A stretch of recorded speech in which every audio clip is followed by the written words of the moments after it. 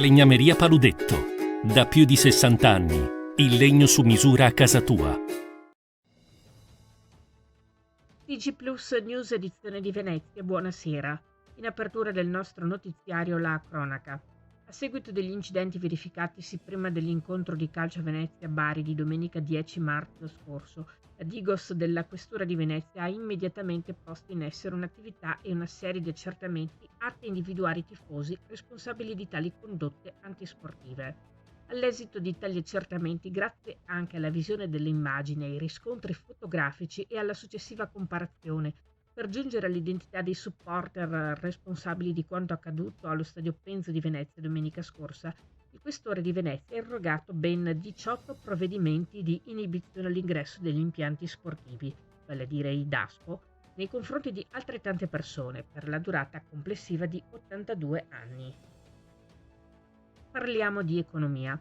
Le speculazioni in corso sul prezzo del grano mettono a rischio la sopravvivenza di 200.000 aziende agricole e con esse la sovranità alimentare del paese, aggravando la dipendenza dall'estero. A lanciare l'allarme è la Coldiretti, con le importazioni di prodotto dalla Turchia e dalla Russia che stanno mettendo in ginocchio i produttori dello stivale, dove le quotazioni sono scese ampiamente al di sotto dei costi di produzione. L'effetto rimbalza anche in Veneto e nel veneziano. Particolarmente evocato la coltivazione di frumento con 96.000 ettari, con un segnale di crescita positiva anche per il grano duro, più 33,9%, a cui gli agricoltori dedicano 19.400 ettari della superficie regionale. Ulteriori approfondimenti nel nostro sito notizieplus.it. E voltiamo pagina. Per la prima volta in Italia è stato approvato un codice deontologico dagli operatori del turismo che lavorano in città e aderenti alla Federazione Turismo Organizzato di Confcommercio. Il codice, tra le indicazioni rivolte agli operatori, vi è l'incentivo a proporre itinerari alternativi a Piazza San Marco e Rialto, l'utilizzo di auricolari per ascoltare le spiegazioni delle guide al fine di ridurre il disturbo acustico e la visita ai musei cittadini.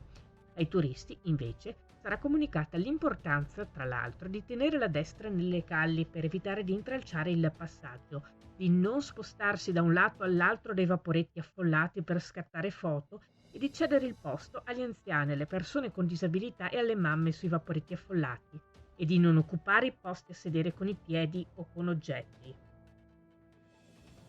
Ed è stato presentato ieri in municipio a Mirano il Festival del Volontariato Mirano Città Solidale, con 10 eventi in programma dal 15 marzo fino alla festa conclusiva del 5 maggio, per far conoscere la ricchezza del terzo settore locale. Un appuntamento annuale promosso dal Comune in collaborazione con le associazioni del Forum del Terzo Settore e Volontariato, che ogni anno acquista un significato speciale. Nel 2023 Mirano Città del Dono, con il protocollo firmato tra amministrazione comunale con ADMO, AIDO e Avis. Nel 2024 Mirano Città in rete. Tutti i dettagli dell'iniziativa nel nostro sito notizieplus.it. Questa era la nostra ultima notizia. Grazie per essere stati con noi. Arrivederci.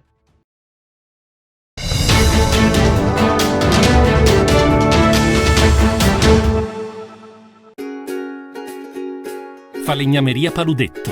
Da più di 60 anni. Il legno su misura a casa tua.